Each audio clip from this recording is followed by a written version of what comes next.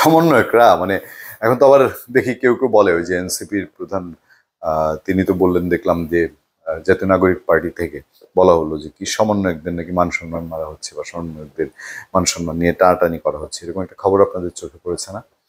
এখন আলটিমেটলি নিজের সম্মান নিজেকে রাখতে হয়, একটা কথা বলে না? আর নিজের সম্মান আপনি যদি নিজে না রাখতে পারেন, নিজে না রাখেন, নিজে না রাখতে জানেন, অথবা মুইকি হুনুরে একটা ভাব আপনার মধ্যে চলে আসে, তাহলে সেই সম্মান হানি ঘটলে দায় কি আপনি অন্যের উপর দিবেন, নিজের উপর রাখবেন? সমন্বয়করা বাংলাদেশের একসময় স্বপ্ন হয়ে দাঁড়িয়েছিল। এই বাংলাদেশে সত্যিকার অর্থে আওয়ামী লীগ বিএনপি দুই দলের পলিটিক্সের যে চর্চা, দুই দলের শাসনের যে ইতিহাস, দুই দল যা করে গেছে, তাতে বাংলাদেশের মানুষ স্যাটিসফাই না। কিন্তু বাংলাদেশের থার্ড কোনো চয়েস নাই, সেই চয়েস হতে পারত এই সমন্বয় কেন্দ্রিক বা নতুন রাজনৈতিক দল কেন্দ্রিক, সেরকম একটা চিন্তা ভাবনা, আশা ভরসা মানুষের তৈরি হচ্ছিল। কিন্তু মানুষ কেন হোঁচট খেয়েছে?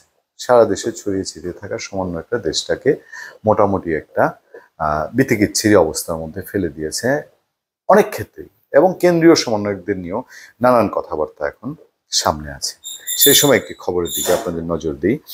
পিরোজপুরে সমন্বয়কের নেতৃত্বে নির্মাণাধীন মডেল মসজিদের সাইডে হামলার অভিযোগ, গ্রেফতার এক।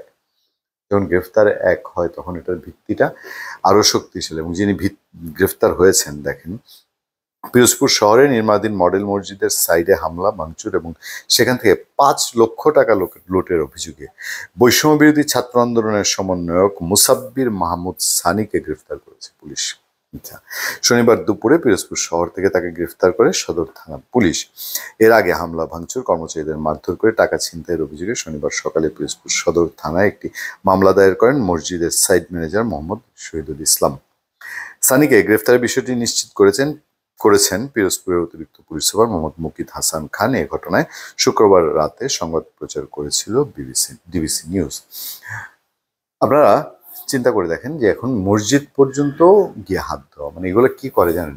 আগে যখন আওয়ামী লীগ বিএনপি পলিটিক্স আমরা দেখতাম, তারা বিভিন্ন ওই যে খাল ডাল, আপনার গাছের লতা পাতা, গাছের এই হাট বাজার, এগুলো দখলমহল শেষ হওয়ার পরে শেষমেশ এসে নজরটা পড়তো মসজিদ কমিটি, মাদ্রাসা কমিটি, এতিমখানা, তারপরে আপনার ওই মাজার কমিটি, যেসব মাজারে খুব জমজমাট থাকে সেসবের দিকে।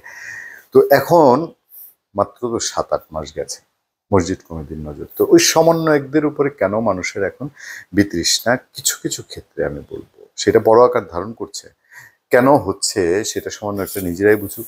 আরেকটা কথা আমার প্রশ্ন জাগে, সমন্বয় কাদেরকে ঠিক করা হয়েছিল? এতই যদি অভিযোগ হয়, আমি এর আগে আপনাদেরকে বলেছি নারায়ণগঞ্জে ইয়াবা সহ ধরা পড়লো, ময়মনসিংহে চোরাচালানের আপনার কি জিরা চিনি সহ ধরা পড়লো, তারপরে রংপুরে চাঁদাবাজির অভিযোগ উঠলো, সারা দেশে বহু ঘটলো, এবং এখন এসে মসজিদের গিয়ে মানে এই হামলা করে মসজিদ থেকে 5 লাখ টাকা লুটের ঘটনা। আমি জানি না 5 লাখ টাকার সংখ্যাটা অনেক সময় মামলার প্রয়োজন এগুলো উল্লেখ করা হয়েছে, 5 লাখ টাকা ওরা 5 টাকা হোক, ঘটনা তো এরকম ঘটেছে না? আর যেহেতু গ্রেফতার যিনি হয়েছেন তিনি নিজেই সমন্বয়, তাহলে এই বিষয়গুলা কেন সমন্বয় পরিচয়টা ঝেড়ে ফেলা হয়েছে, এখন শব্দটা ঝেড়ে ফেলা হয়েছে নতুন পার্টি করার ফলে। কিন্তু সেই যারা আগের নামে করছে এই কালিমা কি এখন যারা পার্টি করে ফেলেছেন তাদের গায়ে একটু লাগবে না? তাহলে তারা কেন এটা নিয়ে স্টেপ নিচ্ছে না? বিএনপি তো পাগল হয়ে গেছে এই যে চাঁদাবাজি এবং দখলদারি অভিযোগ সামলানোর জন্য। বিএনপি হাইকমান্ড একদম গলদঘর্ম এবং যেখানে পারে সেখানে স্ট্রিক্ট ডিসিশন নিচ্ছে। তো ওনারা কি এই সমন্বয়কদের বিরুদ্ধে নিজেরা কোনো ব্যবস্থা নিয়েছে? নাহলে সমন্বয়ক পরিচয় এখনো যেগুলো হচ্ছে এগুলো সম্পর্কে তাদের কোনো সে নাই কেন? ধন্যবাদ সবাইকে, ভালো থাকবেন, সুস্থ থাকবেন। সত্য, করুণা এবং সহনশীলতার সাথে আপনার সাথে আমি আতিক রহমান পূর্ণিয়া।